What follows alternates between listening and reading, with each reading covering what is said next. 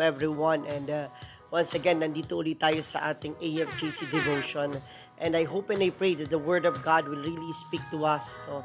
Especially in these trying times. There's a lot of mga pangyayari na talagang medyo nakakagimbal, ano? At ito yung nagbibigay ng takot sa atin. And you know what, one of the good thing po sa salita ng Diyos, ito po ay nagpapaalala sa atin unang-una kung sino ang Diyos na ating pinaglilingkuran. Why? Because ito ay kanyang salita. At napakasarap basahin dahil meron siyang mga pangako.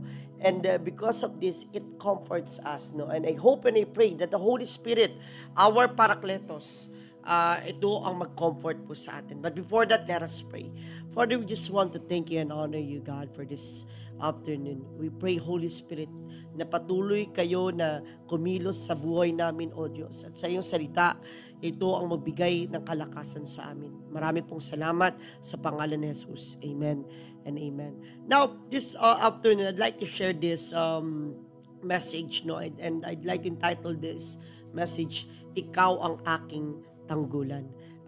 But before we continue on that, let's read in Psalms chapter 46 verse 1. Sabi po dito ng salmista, no? Sabi po dito, God is our refuge and strength.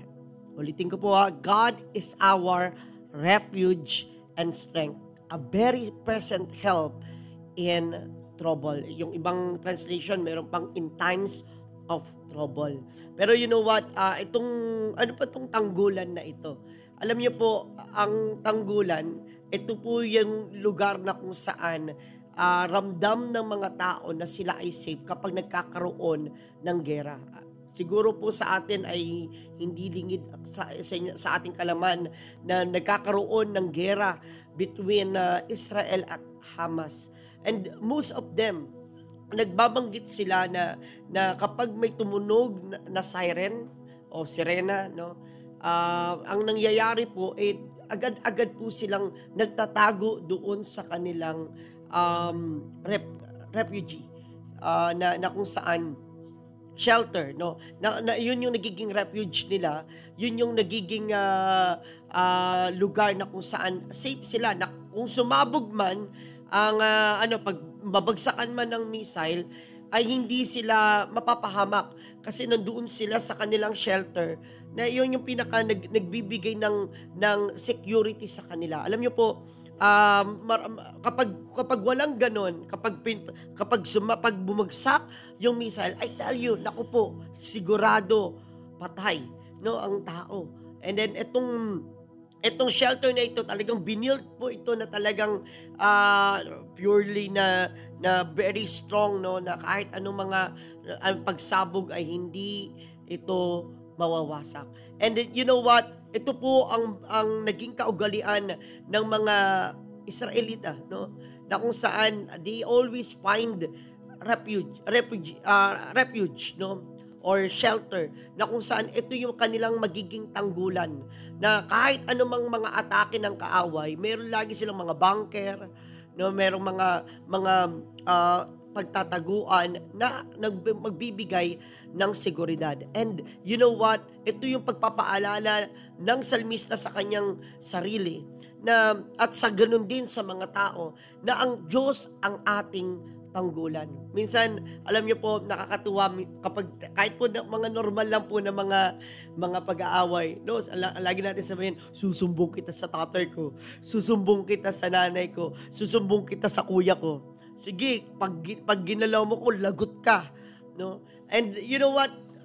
Itong bagay na ito ay nagpapaalala na kung saan, nako, kapag ikaw ay pumunta doon sa lugar ng iyong tatay, ng iyong kapatid, you felt secured. Kasi alam mo na may mag-iingat sa'yo. Alam mo na may magtatanggol sa'yo. Alam mo na hindi ka aatakihin ng iyong kaaway. Ngayon, mga kapatid, ano po ang pagpapaalala na ito? No? Na pinapaalala na natin na ang Diyos ang ating tanggulan. Ang Diyos ang nagko-cover sa atin. God is our refuge. At dahil dun sa bagay na iyon, nagbibigay ito ng kalakasan. Di ba, kapag tayo ay lumalapit sa Panginoon, ito ang nagbibigay sa atin ng lakas ng loob. Na kahit anumang laban, anuman ang ating pinagdaraanan, pero meron tayong lakas na makipaglaban. Why? Sapagkat anuman ang atake ng kaaway, kapag ang Diyos ang ating tanggulan, kailanman hindi tayo magigiba. Mga kapatid, there's a lot of people today, they are finding their tanggulan, yung kanilang refuge sa maraming mga bagay. Feeling nila salapi ang magiging tanggulan nila. Feeling nila, yung mga babae, they are finding someone na akala nila ito magbibigay ng seguridad sa kanila. Minsan, ayoko na, magpag-aasawa na lang ako, baka ito na ito magbibigay sa akin ng security.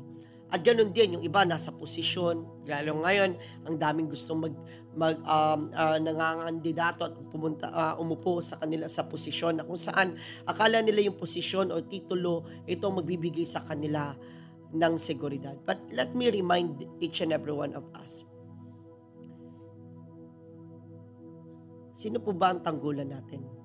Let me ask you, sino po ba ang tanggulan mo, kapatid? Sino ba talaga ang nagbibigay ng seguridad sa iyo?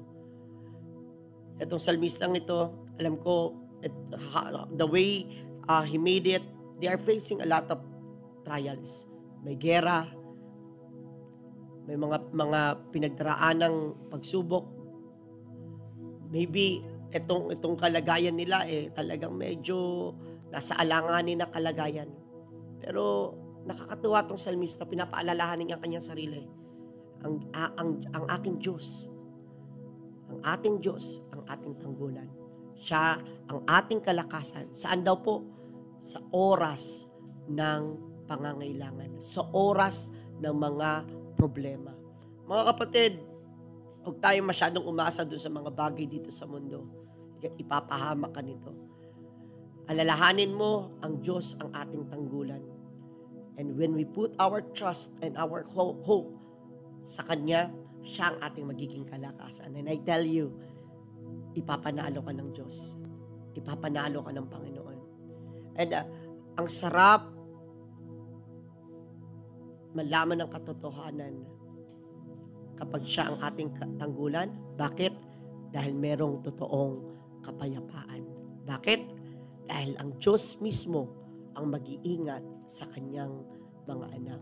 That's why, mga kapatid, if you are facing mga problema, mga pagsubok, alalahanin mo, si Yahweh ang ating tanggulan. Yun lamang po, mga kapatid, and may the Word of God comfort you and also remind you of who God is in our life. Maraming salamat.